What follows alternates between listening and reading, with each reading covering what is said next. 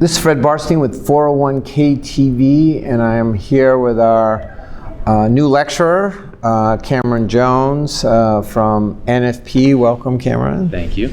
Okay, if we ask you a few questions. Of course. So Cameron is a senior investment advisor representative at the home office for the retirement division of NFP, and NFP is, according to a recent article in Investment News, the second largest retirement plan aggregator.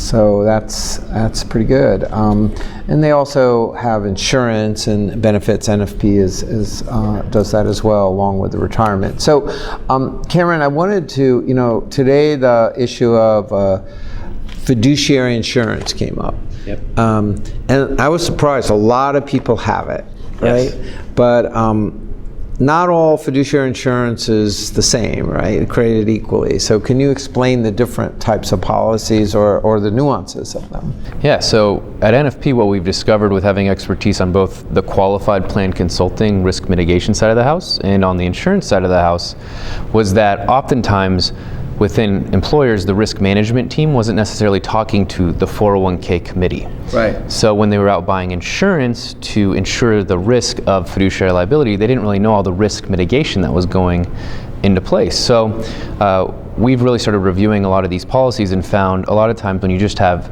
risk management teams or just insurance specialists writing it, it might have either glaring donut holes in the coverage because they just don't know a lot about the 401k qualified plan space, right? Or it might actually be double coverage because there might be some sort of rider fiduciary liability baked into other policies like your EPLI or your D&O. Some examples of the donut holes which we find are common are, first of all, in the application process. So a lot of fiduciary liability policy applications ask you the question, has your plan ever been out of compliance? Well, the issue with that is if that's a very broad-based thing to prove. So if you say, no, we've never been out of compliance, and they find you were late on a contribution or some small thing happened, they can now potentially default on that entire policy.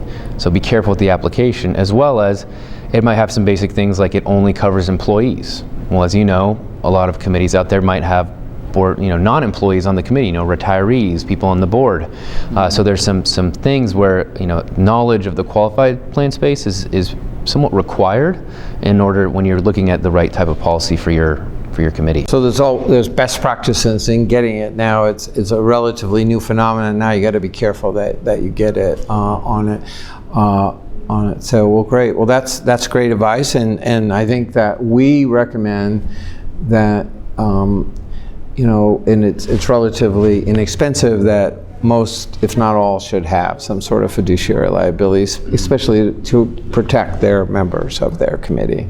Right. Final questions here. First, your TPSU you ran, what did you think and of the program and everything? I loved it. I've never seen an environment where there's more communication amongst the people actually in the room. I think a lot of these plan sponsors get the most out of talking to each other. Right. I think you addressed it in a presentation today that adults don't like to necessarily listen to experts sometimes. They like to learn from their peers. So right. It fosters an environment of really communication, sharing ideas, and by the end of it, when you're able to share that best practices, you get a lot of actionable steps that truly add value in these employers' lives. Well, great. Well, thanks for participating and supporting, and TPSU, I know that NFP is a big supporter of it, and we appreciate it because we're bringing a lot of good education to thousands and thousands of plan sponsors. So good. Well, thank you for watching 401k TV, and stay tuned.